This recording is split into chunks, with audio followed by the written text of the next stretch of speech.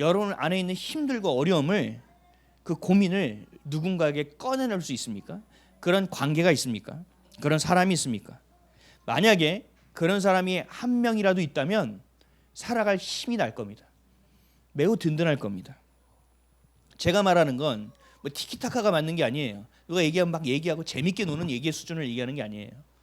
정말 그 사람의 마음을 내가 헤아릴 수 있고, 그래서 그 사람이 말하지 않아도 내가 알 수 있는, 그리고 그 사람 또한 내가 말하지 않아도 내 마음을 헤아릴 수 있는 그런 관계가 되어져야만 합니다. 그런 관계가 있어야만 합니다. 내가 누군가의 마음을 그렇게 헤아릴 수 있다면, 누군가가 내 마음을 그렇게 헤아려 줄 수 있다면, 그렇게 서로 통할 수 있는 사람이 단 한 명이라도 있다면 아주 매우 든든한 삶을 살아갈 수 있을 겁니다. 그래서 사실은 부부의 관계가 매우 중요해요. 부부는 다른 관계를 다 떠나서 한 가정을 이루고 같은 자녀에게 함께 하는 방향성, 하나의 방향성을 가질 수 있는 것들이 되어져 있기 때문에, 자녀를 서로 사랑하고 자녀를 위하고 이 가정을 유지하기 위한 동일한 마음이 있기 때문에 그래요. 하나의 목적을 이루고 하나의 방향을 볼 수 있는 관계, 부부의 관계보다 더 찾기는 쉽지 않습니다. 또 부모는 자녀의 마음을 헤아릴 수 있어야 됩니다. 거꾸로 자녀 입장에서 내 마음을 헤아리는 부모가 있다면 그 어떤 것을 나에게 해주는 것보다 더 큰 힘이 될 겁니다. 어렸을 때 자녀가 이 안에서 정서적인 안정을 취하고 정서적인 내 편이 있다는 것을 느끼고, 또 정서적으로 내가 중심을 잡을 수 있는 힘이 생기면 사실 나가서요 어떤 관계도 해나갈 수 있는 힘이 생깁니다. 어떤 나만의 정서적 공간을 가질 수 있게 됩니다. 숨 쉬면서 살아갈 수 있다라는 거죠. 어딘가 매이지 않고.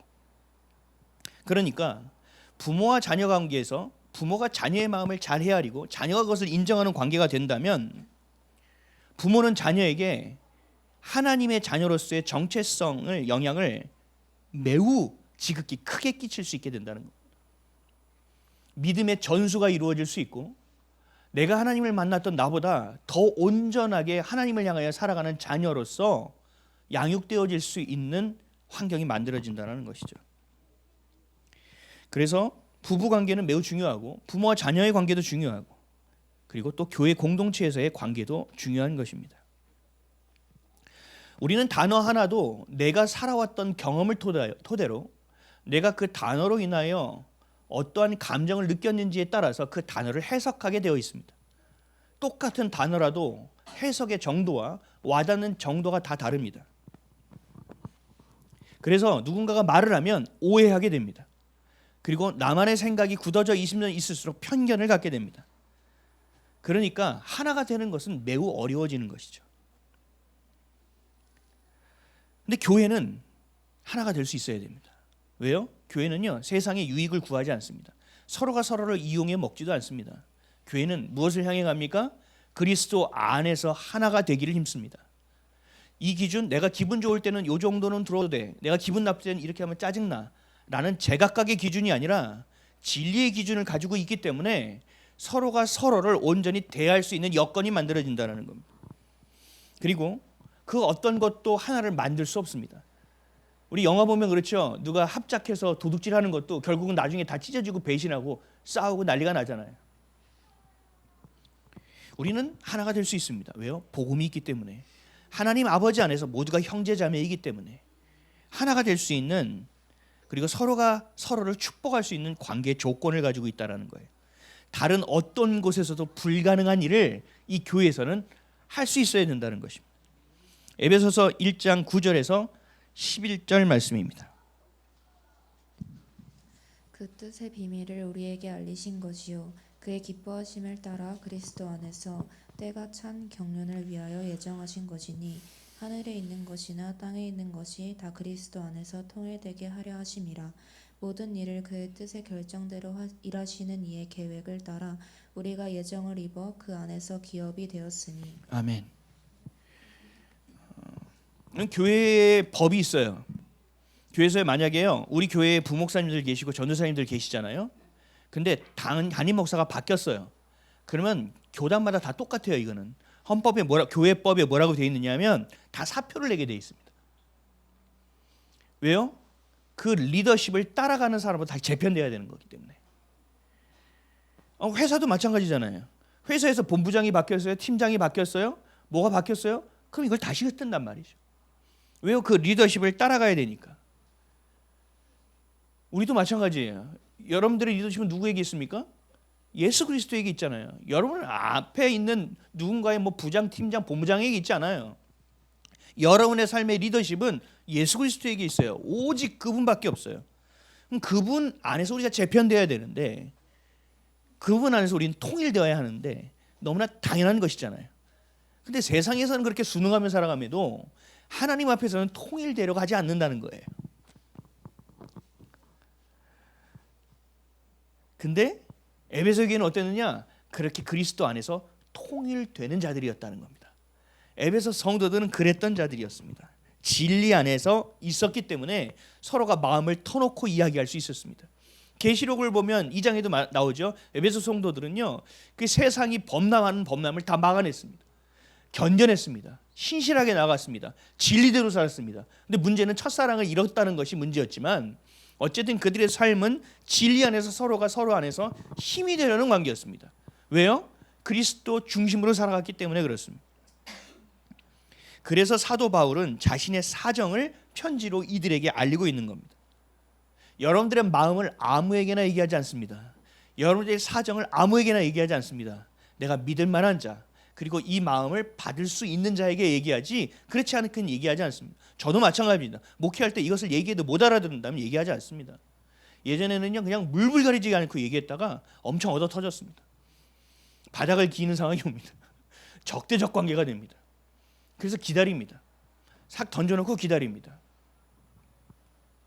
서로에게 힘이 되고 그 진리 안에 있는 관계, 서로가 서로의 마음을 헤아릴 수 있는 관계가 되니까 비로소 얘기를 하게 되는 겁니다. 그게 바로 오늘 본문이에요. 오늘 본문 말씀 다시 한번 읽겠습니다. 시작. 너에게 알리려 하는 사랑을 받은 형제요, 주 안에서 진실한 일꾼인 두기고가 모든 일을 너에게 알리리라.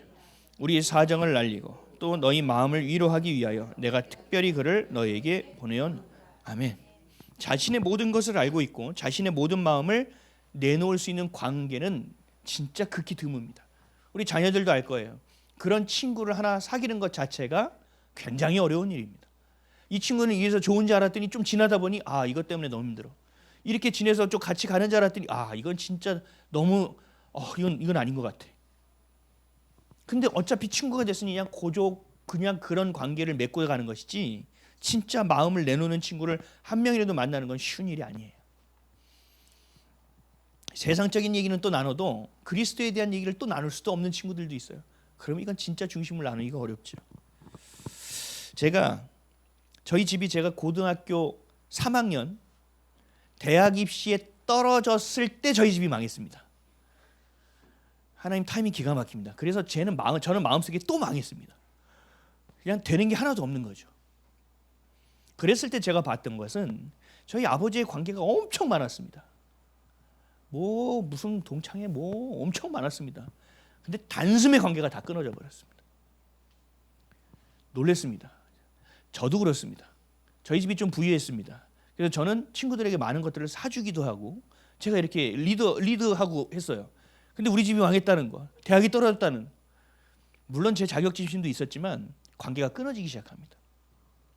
그러다가 나중에 좀 유일하게 조금씩 붙어있는 관계가 있었습니다. 신학교를 간다고 선포하는 순간 나머지 다 끊어졌습니다. 신기하더라고요. 보세요. 내가 잘 됐을 때는 관계가 많아요. 내가 그래도 세상 말로 사람답게 살 때는 관계가 많아요. 근데 나랑 관계없는 사람이라고 되었을 때, 나에게 도움이 되지 않는 자라는 생각이 들었을 때는요, 이 관계가 깨진다니까요. 그래서 어려움에 처했을 때 힘든 거는 관계가 깨진다는 거예요. 여러분, 돈을 잃는 것보다요, 사람이 배신했을 때는요, 정말 이거는 참을 수 없고 견딜 수 없는 괴로움이 있어요. 어떤 분은 이렇게 얘기하더라고요. 뼈가 녹는 것 같았다라고 얘기하더라고요. 근데요, 또 유익이 있어요. 진짜 배기만 남아요. 진짜 100이만 남아요. 전 진짜가 없었나 봐요. 다 떨어져 나가더라고요. 물론 하나님이 저를 이제 광야에서 만나려고 다 치웠을 수도 있겠지만 그래요. 여러분, 진실한 관계, 내가 어려움에 처했을 때 진실한 관계가 드러나게 되어 있어요. 어려움이 처했을 때 여러분들이 신앙의 수준이 다 드러나게 되어 있어요. 내가 어려움에 몰두하느냐, 문제에 몰두하느냐, 하나님께 몰두하느냐. 또 문제가 잘 풀렸어요. 그러면 또 우리는 할렐루야하고 감사만 하다가 또 긴장이 풀으니까 또 놓쳐버려요. 그러니까 뭘 줘도 감사한 상황이 되니까 또 마귀가 속이기 쉬운 여건이 되는 거죠. 교회에 어려움이 있었다고 보시죠. 교회에 우리가 뭘 해야 돼요? 근데 제가 우리가 무리해서라도 교회를 저걸 인수해야 됩니다. 여러분들 좀 헌금을 좀 하셔야 되겠는데요. 제가 만약에 이렇게 얘기했다고 해보세요. 그럼 분명히 의견이 나뉩니다. 그래도 목사님 생각이 있을 텐데 그래 지지 좀 합시다. 목사님 좀 내가 이렇게 안 봤는데 목사님 좀 맛이 갔네. 이렇게 보는 분들 계실 거예요. 또 웨이팅, 스테이, 입을 딱 다물고 중립하는 사람도 있어요. 찬성하는 사람이 얘기해, 반대하는 사람이 얘기해, 중립적인 시선을 지키는 사람도 있을 거예요. 이게 드러난다라는 거죠. 어떤 어려움에 처해 있을 때 그 사람의 것들이 드러나기 시작하는 거예요. 사도 바울도 보십시오. 이들은 관계 안에서 얘기했죠. 얼마나 많은 매를 받고 얼마나 많은 죽을 고비를 넘겼는지가 기록되어 있잖아요. 얼마나 많은 배신을 당했는지도 기록되어 있잖아요. 사도 바울은요, 예수를 믿는 자를 핍박하던 자였죠. 근데 그 예수를 믿는 자가 되었죠.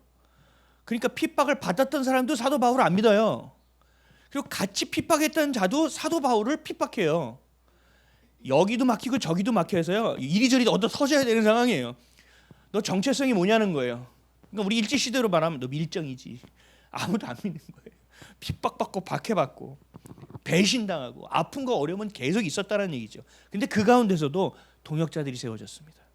우리가 잘 아는 브리스길라와 아굴라 같은 사람, 디모데 같은 사람들 세워졌지만, 그렇지 우리가 잘 알지 못하는 사람들도 세워졌어요. 사도행전 20장 4절입니다. 아시아까지 함께 가는 자는 베레아 사람 브루의 아들 소바더와 데살로니가 사람 아리스다고와 세군도와 더베 사람 가이오와 및 디모데와 아시아 사람 두기고와 드로비이무라. 이름 어렵죠? 이 중에서 오늘 성경 본문에 언급된 두기고, 이 동역자의 첫 등장이 여기입니다. 뭐라고 되어 있어요? 아시아 사람 두기고. 근데 오늘 본문에는 뭐라고 되어 있습니까? 두기고를 뭐라고 표현되어 있어요? 진실한 일꾼이라고 바울이 얘기하고 있다고요. 골로새서에서도 두기고를 표현하는 얘기가 있어요. 골로새서 4장 7절입니다. 두기고가 내 사정을 다 너희에게 알려주리니 그는 사랑받는 형제요 신실한 일꾼이요 주 안에서 함께 종이 된 자니라. 아멘. 오늘 본문에서는 사랑받을 형제요 주 안에서 진실한 일꾼 두기고. 근데 골로새서는 뭐라고 했어요? 사랑받는 형제요 신실한 일꾼 두기고, 그리고 주 안에서 함께 종된 두기고라고 말하고 있습니다. 바울의 동역자 중에서 두기고라는 사람은요, 성경에 그렇게 많이 등장하고 비중 있게 등장하진 않지만 바울과 매우 친밀한 사람이었습니다. 왜냐하면 우리가 보는 지금 에베소, 이거 서신이죠. 이것을 전달한 사람도 두기고였고, 골로새 서신을 전달한 사람도 두기고였고, 또 빌레몬서와 디도서를 전달한 사람도 두기고였습니다. 그러니까 두기고는 사도 바울이 매우 친밀하게 함께 동역했던 사람이라는 것을 알 수 있습니다. 서신을 전한다, 편지를 전한다 하니까 우리는 우편 배달부를 생각하죠. 우체국. 그렇지 않아요. 이때의 서신은 그렇게 되는 게 아니에요. 정말 믿을 만한 사람에게 맡겨야 되는 것이고, 그냥 편지만 여기 있습니다, 전 다 전달했습니다, 갑니다가 아닙니다. 그 사정을 알고 그것을 설명해 줄 수도 있어야 되는 사람이에요. 두기고라는 이름을 뜻을 찾아보니까 정확하게 나오지는 않더라고요. 근데 이 뜻을 의역하자면 이래요. 유쾌하다. 두기고라는 이름은 유쾌하다라는 뜻이에요. 그건 뭐냐? 바울의 사정을 잘 알고 있어요. 단순히 편지만 전달하는 자가 아니라 그 뜻에 맞게 그들을 위로할 수 있는 자, 그리고 그 서신을 잘 전달하는 자, 그 서신에 대한 내용을 잘 전달할 수 있는, 그래서 그들의 마음을 매우 유쾌하게 하는 자, 사도 바울의 마음을 유쾌하게 하는 자, 하나님의 마음을 유쾌하게 하는 자가 바로 두기고라는 얘기입니다. 그러니까 두기고가 그냥 성경에 물론 얼마 나오진 않고 비중은 없지만 그 연결 고리고리마다 두기고라는 사람이 있었다라는 거예요. 에베소서에서는 이렇게 얘기합니다. 6장 6절에서 7절. 눈가림만 하여 사람을 기쁘게 하는 자처럼 하지 말고 그리스도의 종들처럼 마음으로 하나님의 뜻을 행하고 기쁜 마음으로 섬기기를 주께 하듯 하고 사람들에게 하듯 하지 말라. 에베소서에서 이런 정의가 마치 두기고를 보고하는 정의와 같다라는 거예요. 눈가림만 하여 사람을 기쁘게 하는 자처럼 하지 말고 그리스도의 종들처럼 마음으로 하나님의 뜻을 행하고 기쁜 마음으로 섬기기를 주께 하듯 사람에게 하듯 하지 말라. 이건 마치 두기고와 같은 모습. 하나님의 신실한 자녀들이 이러한 모습이다. 근데 두기고가 이런 자였다라는 겁니다. 진실하게 신실하게 일하는 자가 바로 두기고입니다. 근데 성경을 읽어보면 두기고는요 마치 바울의 몸종처럼 보여요. 오늘 보면 21절을 다시 한번 읽어볼게요. 시작. 나의 사정 곧 내가 무엇을 하든지 너희에게도 알리려 하노니 사랑을 받은 형제여 주 안에서 진실한 일꾼 두기고가 모든 일을 너희에게 알리리라. 굉장히 두기고를 잘 평가하는 것처럼 보이지만 내가 두기고를 통하여, 그러니까 두기고가 마치 그냥 메신저 몸종처럼 보여집니다. 하지만 두기고는 바울의 종이 아닙니다. 바울의 형제이고 바울의 동역자입니다. 그래서 성경에서 뭘 했어요? 주 안에서의 진실한 일꾼, 그리고 같은 하나님을 섬기는 그리스도의 함께하는 종이라고 말하고 있는 겁니다. 같은 마음을 품고 있습니다. 그리고 같은 곳을 바라보고 있습니다. 그리고 행하는 모든 목적이 같이 하고 있습니다. 마치 호흡을 같이 하는 것과 같이 뛰고 있습니다. 그렇게 하나님을 섬기고 있습니다. 그런 자들은요 서로가 서로에게 종속되지 않습니다.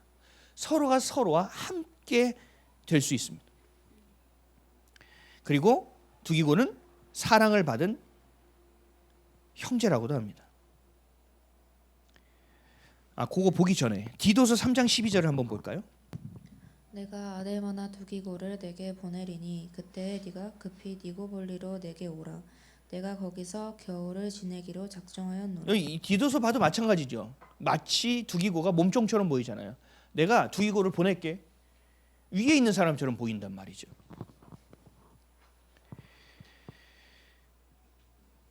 근데 이 두기고는요 성경에서 지금 뭐라고 표현하냐면 사랑받은 형제라고 되어 있습니다. 이건 잘 보셔야 돼요. 사랑을 받지 못한 사람은요 열등감이 많아요. 그래서 자기는 몸종이 아니에요. 근데 몸종처럼 보여지는 것도 못 견딥니다.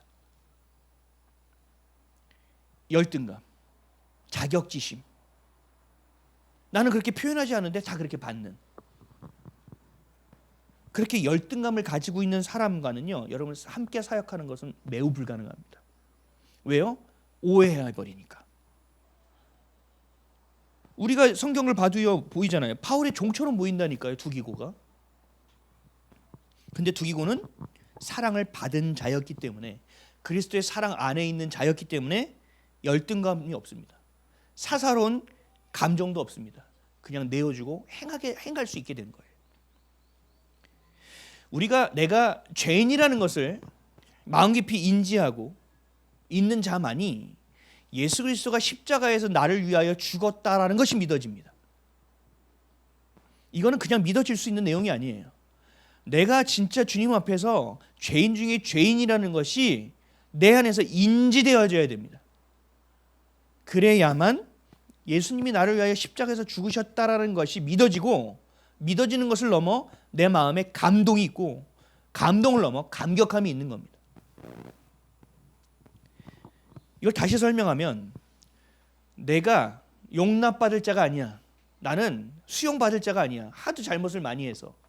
근데 예수님이 나를 용납하셨고 무제한으로 나를 수용하셨어. 그리고 나를 용서해 줬고 내 죄의 대가를 대신 다 하셨어. 그거를 내가 경험하고 마음으로 경험해 버리니까 그런 사람은 어떻게 돼요? 또 다른 사람과의 관계 안에서도 내가 용납하고 수용할 수 있는 자가 되는 거예요. 두기고는 바울의 몸종같이 바울과 함께 사역하고 있지만 더 정확하게 얘기하면 바울과 함께 바울에게 명령하신 바를 함께 이루고 있는 자라는 얘기예요. 근데 이게 우리가 사랑을 받지 못해서 열등감이 있거나 자격지심이 있어버리고 누군가에 비교하고 건강한 시선을 갖지 못한다면 이 동역의 관계는 이루어질 수 없다는 얘기입니다. 아마 가서 얘기할 거예요. 두기고가 좀 자기가 메신저로서 오면서 마치 바울처럼 거들먹거리는 자가 되었거나 아니면 그 서신에 없는 내용 외에 자기의 생각을 추가해서 얘기했거나 했을 거란 말이죠. 근데 그렇게 하지 않았어요. 그러니까 사도 바울은 늘 누구를 통하여 교회에 서신을 전했습니까? 두기고를 통했던 거예요. 함께 주님의 뜻을 이루어갈 수 있다는 거죠. 우리는 반대하지도 않고 찬성하지도 않고 중립적인 위치에 있으면 괜찮아 보이는 것 같아요. 그러나 성경은 그렇게 얘기하지 않아요. 어려울 때나 그렇지 않을 때나 늘 그 절대적인 기준, 하나님의 말씀, 그리스도의 사랑 십자가 앞에 정확하게 서야 돼요. 모든 사람이 우리 이렇게 얘기하잖아요. 세상에서 모두가 예스 할 때 나는 노 할 수 있어야 된다. 성경에서 매우 단호하다니까요. 야고보서 4장 17절 말씀입니다. 그러므로 사람이 선을 행할 줄 알고도 행하지 아니하면 죄니라. 아멘. 차라리 모르면 낫지. 근데 성경은요 모르는 것도 죄라고 얘기해. 그러니까 모른다고 몰라 이렇게 해도 되는 일이 아니에요. 그래서 내 마음은 알아. 근데 이것도 죄라고요. 여러분 죄에 대한 인식이 아주 명확하게 있어야 돼요. 죄에 대한 그 마음 안에 이 격동하는 것이 있어야 돼요. 여러분이 주님 앞에 더 가까이 있고 주님과 깊이 있다면 옛날에는 호박씨만하게 보였던 죄가 똑같은 죄일지라도 수박만하게 보여야 돼요. 주님 안에 있다면 그래야만 해요. 근데 이게 행함이 없다 보니까 그 사랑의 수용과 용납의 경험이 없다 보니까 결국은 어떻게 돼요? 주님은 알면 알수록 그 관계 안에 있으면 있을수록 정죄와 비방의 재료만 늘어가게 되는 겁니다. 누군가의 사정, 누군가의 약점을 알게 되는 순간부터 어떻게 돼요? 자, 여러분 교회 생활 오래 해보셨잖아요. 우리 학교 생활도 보자고요. 여러분 이제 학생들 학창 시절 학교 생활로 가보자고요. 내가 누군가의 약점을 알게 됐어. 나의 되게 부족함과 결핍을 알게 됐어. 그럼 어떻게 해야 돼요? 가서 얘기해. 너의 약점은 이건데 너의 약점이 이거를 고치면 나랑 친하게 지낼 수 있어. 그럼 뭐라고 할까요? 꺼져. 야 나도 너 안 싫거든. 이렇게 얘기하겠죠. 아니면 교회에서 그런 상황을 알게 됐어. 그럼 어떻게 됩니까? 대부분의 사람은 어떻게 하는지 아세요? 그 약점을 잘 피하면서 좋은 관계를 유지하려고 합니다. 또 내가 상처받지 않으려고 그 약점을 잘 보고 피하는 알짜배기 정보를 습득합니다. 저 사람 저렇게 건드리면 안 되지. 저 사람 저렇게 건드리면 안 되지. 저 사람 저거 얘기하니까 좋아하지. 라고 가져갑니다. 아니면 결정적인 순간 그놈이 나를 공격하는 순간까지 히든 카드로 가지고 있다가 저놈이 나만 찌르지 않으면 나는 아무것도 안 할 거야. 나를 찔러 들어오는 순간 너의 약점이었지 하고 드러내서 공격하는 걸로 쓰느냐. 우리 어떻게 쓰냐는 거예요. 여러분 이걸 알아야 돼요. 여러분 눈에 누군가의 결핍과 부족과 약점이 보였다면 여러분이 잘나서 본 게 아니에요. 여러분이 빠릿빠릿해서 보는 게 아니에요. 하나님이 보게 하신 겁니다. 그럼 어떻게 해야 됩니까? 피해입니까? 그 약점을 사용합니까? 잘 활용합니까? 아니요. 하나님이 그것을 보게 하셨다라는 것은 그 사람을 위하여 기도할 수 있는 역량이 내게 주어졌다라는 것을 의미합니다. 이해되세요? 그 사람의 약점을 봤다라는 것은요, 다른 사람 아무도 못 본데 어떻게 나만 봤어? 맨날 나는 이렇게 힘들어. 약점, 히든카드 난 많아. 이런 인생이 아니라 그를 위하여 기도할 수 있는 역량을 이미 나에게 주셨기 때문에 내가 볼 수 있다라는 얘기예요. 결국은 기도의 재료이지 내가 좋은 관계를 유지하기 위한 재료가 아니란 말입니다. 그래서 말씀하시는 거예요. 누군가의 약점과 부족함을 보게 된다면 잠잠하지 말라는 거예요. 비방하라는 것이 아니라 잠잠하지 말고 사랑으로 섬겨내라는 거예요. 그를 위하여 기도하기 시작하라는 겁니다. 어머머머, 저 집사님 저럴 줄 몰랐어. 와, 진짜 우리 교회는 저런 사람밖에 없냐. 이렇게 하는 게 아니라 내 안에서 그거를 보았으니 하나님이 나에게도 기도하라고 하셨구나 하고 잠잠하지 말고 기도를 시작하라는 거예요. 왜요? 예수님도 너의 약점과 너의 결핍과 너의 부족을 보고 주님도 너를 위하여 기도하셨으니 너도 그것을 받은 자라면 너도 그렇게 하라는 겁니다. 그것을 알고 지나치는 것, 알면서도 섬기지 않는 것, 알면서도 나를 위하여 악용하는 것은 죄라고 말씀하시는 거예요. 그럼 잘 생각하셔야 돼요. 이게 우리도 모르게 훅훅 지나가면서 선택을 한다니까요. 그래서 내가 좀 불편한 사람은요, 거리감을 두고요, 내가 좀 이용해 먹을 사람 막 가까이 가는, 뭐라고 말하는 거죠? 굉장히 가벼운 삶을 살아가요. 그런 사람 제발 나가서 그리스도인이라고 안 했으면 좋겠어요. 다 보이거든요. 로마서 15장 1절에서 2절입니다. 믿음이 강한 우리는 마땅히 믿음이 약한 자의 약점을 담당하고 자기를 기쁘게 하지 아니할 것이니라. 우리 각 사람이 이웃을 기쁘게 하되 선을 이루고 덕을 세우도록 할지니라. 아멘. 믿음이 강한 우리는 마땅히 믿음이 약한 자의 약점을 담당하고, 이건 뭐예요? 누가 위기에 처해서 아니야 이런 거 하라는 거 아니에요. 여러분, 기도하라는 거예요. 그 우리가 채울 수 있는 영역이 아니에요. 담당하고 자기를 기쁘게 하지 아니할 것. 이 자기 뭐예요? 스스로를 기쁘게 하는 일로 악용하지 말라는 얘기예요. 그리고 각 사람이 이웃을 기쁘게 하라는 거예요. 그리고 선을 이루고, 이게 선을 이룬다는 거예요. 그리고 덕을 세우는 일이라는 거죠. 이게 뭐냐? 다시 풀어서 얘기하면 이게 복음을 전하는 자로서의 삶의 태도와 모습이라는 얘기입니다.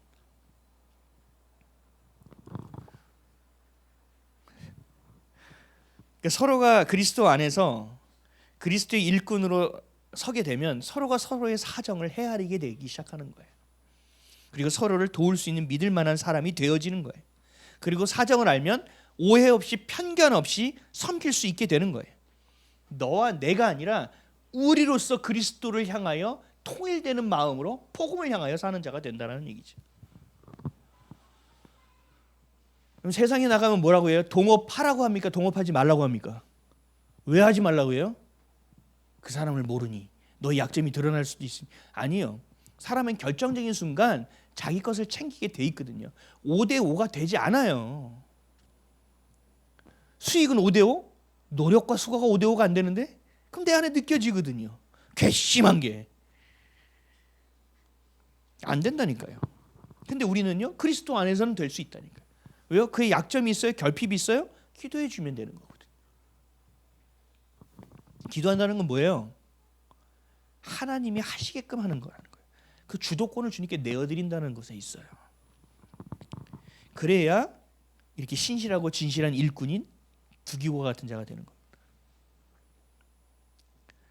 바울만이 아닌 두기고도 사람의 종이 아닌 예수 그리스도의 종이었기 때문에 귀한 사명을 감당할 수 있었다라는 겁니다. 편지를 쓴 바울의 뜻과 생각을 가감없이 전할 수 있고 그 마음의 사정까지도 그대로 전할 수 있게 된 거죠. 자신의 생각과 판단으로 왜곡하지 않고 그대로 전할 수 있는 자가 된 겁니다. 복음도 그렇습니다. 여러분들도 두기고와 같은 메신저가 되어야 합니다. 저도 마찬가지입니다. 내 생각을 넣는 것이 아니라 성경을 그대로 전할 수 있어야 됩니다. 하나님의 마음을 그대로 전할 수 있어야 됩니다. 이게 되지 않으면 문제가 생기기 시작하는 거예요. 아까 제가 처음에 말씀드렸죠. 성도들이 다 타협을 한단 말이죠. 진리대로 살아가면 미련하다는 생각을 들고 진리대로 살아가면 승리해서 누락된다니까요. 진리대로 살아가면 이리저리 치인다니까요. 그러니까 진리대로 살지 않으려고 그래요. 누군가의 눈치를 자꾸 보려고 해요. 타협한단 말이죠. 그러니까 강단에서 진리를 얘기해도 귀에 들어오지 않는 거예요. 다 아는데 너무 푸시하는 거 아니야? 이런 생각만 드는 거예요. 목사님이 세상을 모르니까 저러지. 아니요, 자기의 판단과 오해로 듣잖아요. 아니요, 제 얘기가 아니에요. 성경에서 그렇게 얘기하고 있다는 거예요. 그러면 그 미련한 일이랄지라도 성경을 진리로 믿으면 가야 되는 거예요. 그렇게 해야 되는 거예요. 근데 그게 안 되니 말이 들어먹지 않으니 강단에서 뭐예요?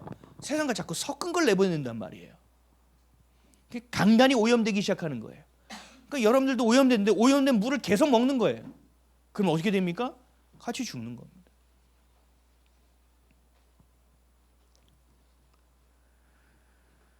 두기고와 같은 비슷한 인물을 성경에서 찾을 수 있어요. 예수님의 제자였던 안드레입니다. 안드레는 제가 성경에서 제일 좋아하는 인물입니다.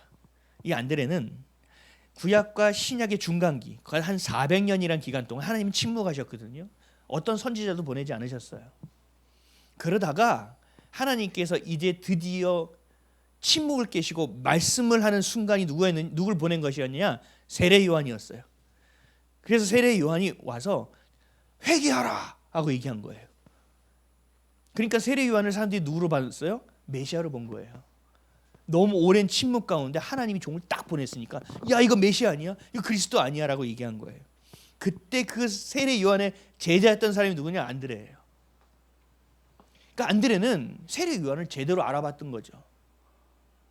근데 나중에 예수님이 오셨어요. 그러니까 세례 요한이 뭐라고 했어요? 내가 그분의 신의 끈을 풀기도 감당하지 못하는 자다. 저분이 진짜 어린 양이시다. 죄를 짊어지고 갈 어린 양이시다. 얘기하고 그 두 제자를 보냈습니다. 세례 요한이. 그 중에 한 명이 또 안드레입니다. 그 안드레는요, 우리가 보면 영적인 엘리트 코스를 밟은 자예요. 세례 요한의 제자였다가 예수님이 제자였어요. 거기다가 뭐였어요? 예수님의 가장 수제자가 누구예요? 베드로. 그 베드로 자기 형을 예수님께 소개시켜 준 자예요. 그럼 안드레 입장에서는 어떻게 돼요? 우리가 안드레라면 난 좀 능력이 없는 것 같은 하나님 날 되게 귀하게 쓰시네. 난 좀 굉장히 괜찮은 사람인가 봐. 그리고 제자 중에서도 목소리를 높일 수 있는 사람이었겠죠. 근데요, 안드레는요 늘 마치 두기와 같이 그리스도를 향했습니다. 누가 나보다 높이 보여주든 내 이름이 불리지 않은 관계가 없었습니다. 오병이어의 기적이 일어날 때 누가 그 소년의 믿음을 보고 예수님께로 이끌었습니까? 안드레입니다. 그리고 예수님을 만나길 원했던 그 이방인 헬라인들이 있었습니다. 그들을 용기 있게 담대하게 예수님 앞에 이끌어냈던 자도 안드레입니다. 그리고 나중에는요 호전적인 유목민에게 복음을 전하다가 순교했던 자가 안드레입니다. 잘 보세요. 예수님이 데리고 다녔던 12제자가요 성경에 보는 비중에 따라서 1그룹, 2그룹, 3그룹으로 나눌 수가 있어요. 근데 그 중에 1그룹이 누구냐면 베드로, 안드레, 야고보, 요한이에요. 그러니까 예수님의 가장 가까이 있었던 자란 말이에요. 그래서 야고보와 요한의 엄마가 와서 뭐라고 했었어요? 치맛바람으로 로비하기 시작하죠. 예수님께 와서 한쪽은 우편에 한쪽은 좌편에 놔주십시오라고 로비하잖아요. 그래서 제자들이 완전 열받았다고 나와요. 성경에. 그 정도로 서열 싸움과 이 순위와 이런 게 민감했다고 아직도 들된 사람들이라 우리처럼 예수의 부활을 경험하지 못했으니까. 근데 그 가운데서 예수님은 겟세마네 기도하러 갈 때 그 수제자를 불렀잖아요. 근데 거기에 안드레는 뺐어요. 왜 뺐는지 모르겠지만 베드로와 야고보와 요한만 데리고 갔다니까요. 그러면 여러분 입장에서 뭐라고 생각해요? 여러분이 안드레라면 오 예수님 그렇게 안 봤는데 와 내가 그렇게 침묵하고 그렇게 묵묵히 그렇게 순정하며 바닥에 깔려줬더만 야 이제는 진짜 바닥으로 보네 이렇게 생각하지 않았을까요? 근데 안드레는 그러지 않았어요. 안드레에게서는요 시기와 질투와 열등감을 찾아볼 수가 없어요. 놀랍단 말이에요. 늘 뒤에서 섬겼고요. 자신을 드러내지 않았고요. 늘 누군가를 연결시키고 늘 누군가가 돋보이게 만들었어요. 제가 그래서 안드레를 좋아해요. 이런 두기고와 안드레의 공통점은 뭐예요? 이들은요 늘 진리의 방향을 향했다라는 거예요. 그리고요 옳은 방향 가운데 있었다는 거예요. 옳은 방향은 뭐예요? 그리스도를 향했다라는 거죠. 그 방향이 있었어요. 그리고 그리스도를 섬기는 그의 삶과 사역 가운데 뭐가 드러났어요? 진실함과 신실함이 드러났어요. 자신을 드러낸 게 아니에요. 하나님의 나라를 위해 살았던 사람이에요. 어떻게 대우를 받던 어떤 상황에는 관계없었어요. 예수 그리스도만 드러나면 됐어요. 하나님의 나라에 내가 벽돌 하나라도 얹어놓는 것만 되면 됐어요. 그거 하나로도 만족했던 사람들이에요. 자기가 누군가의 몸종으로 비춰져도 누군가에게 별 볼 일 없는 사람이라고 치부될지라도 상관없이 그리스도가 가신 그 길을 걸었던 사람이 두기고와 안드레라는 사람입니다. 사랑하는 성도 여러분, 하나님은 내가 누구인지를 누구보다 잘 알고 계시는 분이에요. 예레미야 보면 뭐라고 나와요? 여러분이 모태에서 짓기 전부터 이미 하나님께서 예정하셨다고 말씀하고 있어요. 여러분, 이 땅을 살아가는 여러분은 단 한 명도 그냥 그대로 거저 살아가는 사람은 없어요. 하나님의 필요에 의해 이 땅에 왔다는 거예요. 여러분의 생각의 작은 조각 하나, 여러분의 마음의 작은 조각의 감정 하나도 하나님은 놓치지 않고 다 알고 계시는 분이에요. 근데 왜 여러분 마음이 힘들 때 하나님께 기도하지 않냐고요? 내 감정이 무너질 때 왜 주님을 찾지 않냐고요? 시편 139편 1절에서 4절 말씀입니다. 여호와여, 주께서 나를 살펴보셨으므로 나를 아시나이다.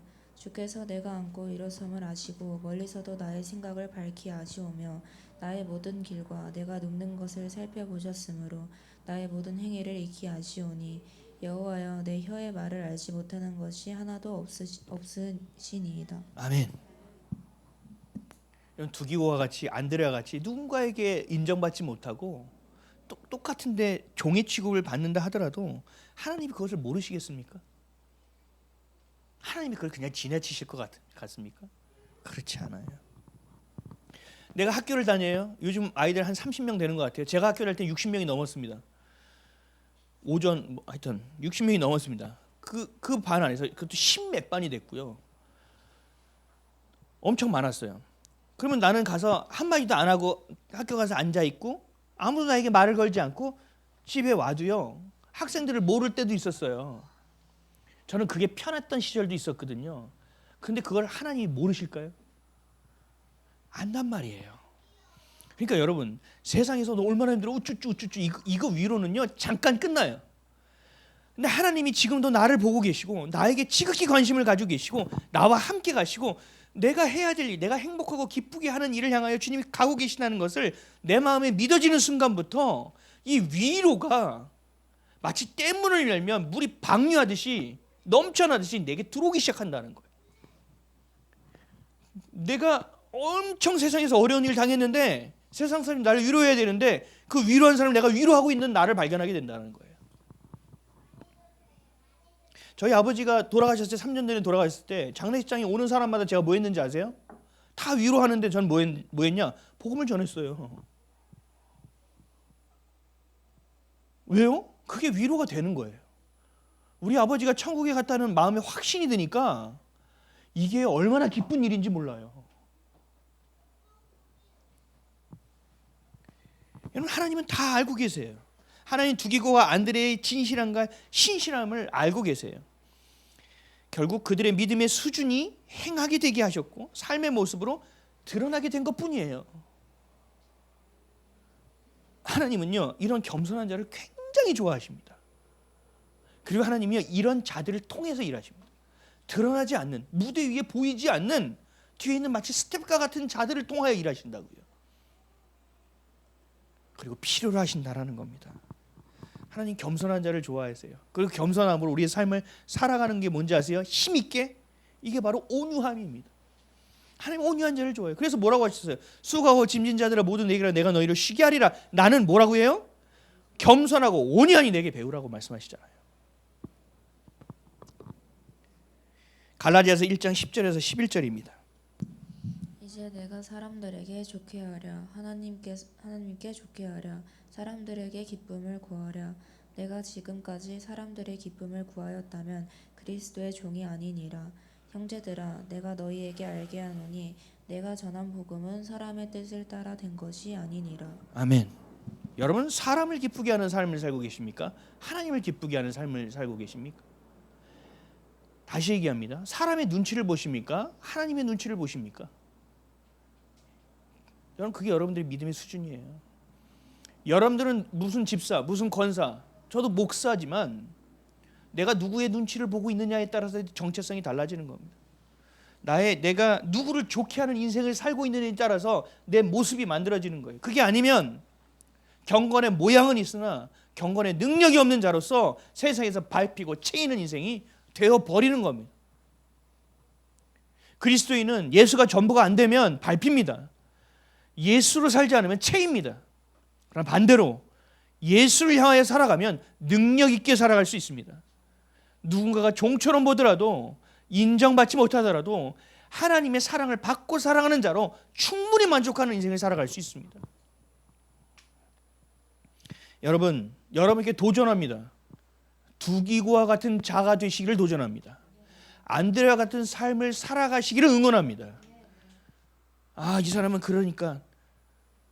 아니요, 그렇지 않아요. 엘리야도, 예레미야도, 사도 바울도 우리와 동일한 성령을 가지고 있는 자입니다. 근데 너무 크게 보이죠? 그럼 여러분에게 다시 도전하는 거예요. 두기고 같은 자를 도전하는 거예요. 안드레 같은 자로 도전하는 거예요. 사람이 아닌 하나님께 인정받으십시오.